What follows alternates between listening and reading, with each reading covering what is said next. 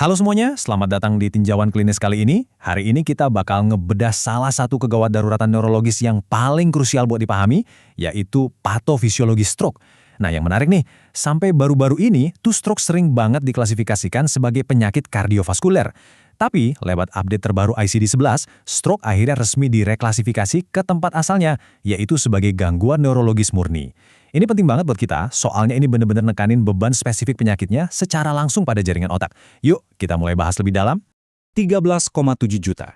Angka yang luar biasa besar kan? Itu adalah estimasi jumlah kasus stroke baru secara global setiap tahunnya, dan sekitar 5,5 jutanya berakhir fatal. Coba bayangkan realita klinisnya begini, satu kejadian stroke iskemik itu rata-rata bisa ngebunuh hampir 2 juta neuron tiap menitnya.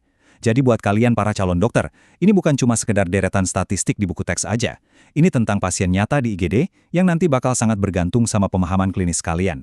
Makanya, menguasai patofisiologi di balik angka-angka ini tuh benar-benar krusial untuk nyelamatin nyawa dan mencegah kecacatan permanen. Oke, untuk alur pembahasan kita kali ini, kita mulai dari pengantar patofisiologi stroke, lalu membandingkan iskemik versus hemoragik, masuk ke kaskade iskemik seluler, membahas area penumbra dan infark, melihat respon inflamasi dan edema, dan terakhir ditutup dengan faktor resiko stroke. Kita langsung masuk ke bagian pertama, pengantar patofisiologi stroke, dari kacamata makroskopis. Jadi, kalau kita lihat gambaran besarnya, stroke itu intinya adalah defisit neurologis mendadak gara-gara terganggunya suplai darah ke otak. Nah, distribusi tipe stroke yang bakal sering banget kalian temui di bangsal itu lumayan timpang. Sekitar 85% kasus itu sifatnya iskemik, artinya ada sumbatan arteri yang ngetop aliran darah secara tiba-tiba. Sisanya, yang 15% itu stroke hemoragik, di mana pembuluh darahnya pecah dan bikin genangan darah di otak. Kemampuan kita membedakan dua kondisi ini secara cepat adalah langkah klinis pertama yang paling nentuin nasib pasien. Lanjut ke bagian 2, mari kita bandingkan patologi vaskuler yang sangat berbeda antara iskemik dan hemoragik. Poin kuncinya di sini adalah kita harus benar-benar paham mekanismenya. Pada stroke iskemik, kita berhadapan sama trombosis, kayak plak aterosklerosis yang nyumbat pembuluh darah persis di tempat kejadian, atau bisa juga emboli, di mana bekuan darah dari tempat lain, misalnya dari jantung karena fibrilasi atrium, lepas dan nyangkut di arteri serebral. Ada juga faktor hipoperfusi sistemik. Di sisi lain, stroke hemoragik itu digerakkan oleh pecahnya dinding pembuluh darah, yang paling sering karena hipertensi kronis atau aneurisma. Nah, darah yang tumpah ini nggak cuma ngerusak jaringan di sekitarnya secara langsung loh. Darah ini bakal ngebentuk hematoma yang dengan cepat ningkatin tekanan intrakranial, ngasih efek desapan yang benar-benar mematikan buat otak. Sekarang, mari kita zoom in ke bagian 3, kaskade iskemik seluler, yang jadi medan pertempuran mikroskopisnya. Begitu aliran darah serebral turun di bawah ambang batas kritis, mulailah sebuah reaksi berantai yang sangat merusak. Saat sel otak mulai kehabisan oksigen dan glukosa, terjadi penipisan ATP secara drastis yang bikin gagal energi. Tanpa ATP, pompa ion seluler langsung mogok kerja. Dan ini ngebawa kita ke tahap kedua yang fatal, eksitotoksisitas dan influx kalsium. Kondisi ini secara bertahap memicu stres oksidatif akibat produksi radikal bebas yang melimpah ruah yang ujung-ujungnya bermuara pada kerusakan struktural sel, nekrosis, dan apoptosis alias selnya mati terprogram. Satu konsep akademis yang wajib banget kalian kuasai di sini adalah eksitotoksisitas.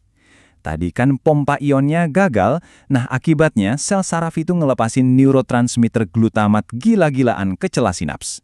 Glutamat yang berlebih ini ibarat ngebuka pintu bendungan air, bikin ion kalsium masuk membanjiri sel secara masif.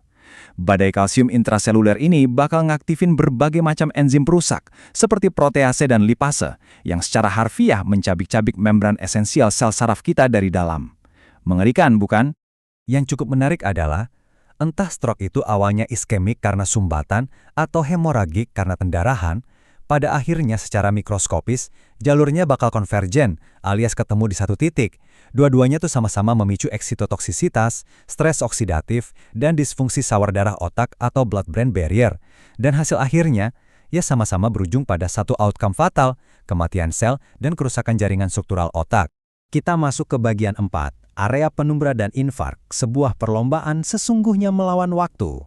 Kalau kita lihat area yang kena iskemia, sebenarnya kita bisa bedain dua zona fungsional utama. Yang pertama itu core atau inti infark. Ini adalah jaringan syaraf yang udah rusak irreversibel, mengalami nekrosis cepat, dan sayangnya udah nggak bisa diselamatin lagi. Tapi sebagai klinisi, fokus emas kita justru ada di area sekitarnya, yaitu penumbra. Penumbra ini adalah area yang hipoperfusi, sel-selnya memang lagi menderita iskemia, tapi mereka itu masih hidup. Jaringan ini masih punya potensi penuh buat diselamatin kalau suplai darahnya bisa kita pulihkan dengan cepat. Pemahaman soal area penumbra inilah yang membentuk mantra paling absolut dalam resusitasi stroke. Time is brain. Waktu adalah otak. Apapun intervensi akut yang bakal kalian lakuin nanti, entah itu ngasih trombolisis intravena atau prosedur trombektomi mekanik, tujuannya cuma satu, ngerebut kembali area penumbra sebelum sel-selnya ikut mati dan nambah luas area inti infark. Selanjutnya, di bagian 5, kita bahas respon inflamasi dan edema yang ngebentuk cedera otak sekunder. Penting banget buat kita ngebedain dua fase edema yang bikin cedera sekunder ini. Di fase awal banget, kita berhadapan sama edema sitotoksik. Pembengkakannya ini terjadi di dalam sel secara intraseluler karena gagal energi di awal tadi yang bikin ion natrium masuk bawah air. Nah, seiring berjalannya waktu dan kaskade yang makin jelek, sawar darah otak akhirnya jebol. Inilah yang memicu edema vasogenik, di mana cairan yang kaya protein bocor keluar ke ruang ekstraseluler. Edema vasogenik inilah biang kerok utama yang bikin naiknya tekanan intrakranial yang pastinya sangat memperumit pemulihan pasien. Nah, di sini ada satu sisi paradoks dari resusitasi otak yang sering disebut cedera reperfusi. Iya, mengembalikan aliran darah itu emang target mutlak kita. Tapi, masuknya oksigen secara tiba-tiba ke jaringan iskemik itu ternyata bisa memicu ledakan molekul reaktif oksigen spesies atau ROS. Oksigen ini malah ngundang infiltrasi leukosit berlebih, yang ironisnya dalam beberapa kasus malah makin memperparah proses inflamasi dan nambah derajat kerusakan jaringan. Benar-benar pedang bermata dua. Terakhir, di bagian 6, kita tarik mundur sedikit keluar dari sel menuju pasien seutuhnya, faktor risiko stroke. Kalau kita ngomongin sistemik, faktor-faktor resiko yang memantik semua kaskade mematikan tadi terbagi jelas jadi dua pilar. Faktor yang dapat dimodifikasi dan yang tidak dapat dimodifikasi. Panduan ini tuh ngebantu banget mengarahkan pola pikir klinis kita.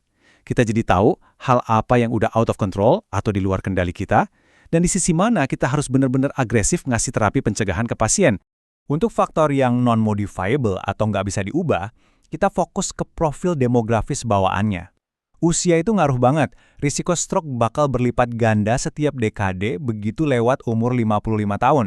Fakta menariknya, wanita justru lebih rentan kena stroke di usia muda, biasanya karena nempel sama faktor kehamilan dan hormonal.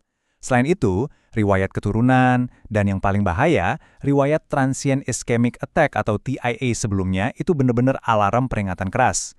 Risiko kena stroke tuh naik drastis banget kalau pasien udah pernah ngalamin TIA.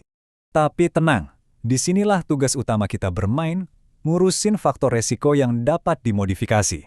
Hipertensi itu juara satunya. Dia biang kerok utama di balik stroke hemoragik maupun iskemik tipe aterotrombotik. Terus ada fibrilasi atrium yang bisa naikin resiko stroke kardioembolis secara dramatis. Belum lagi diabetes, dislipidemia, ditambah kebiasaan merokok dan gaya hidup jelek. Mengendalikan hal-hal inilah yang bakal jadi fondasi absolut kita untuk nyetop patofisiologi stroke jauh sebelum dia sempat ngacak-ngacak sel saraf pasien.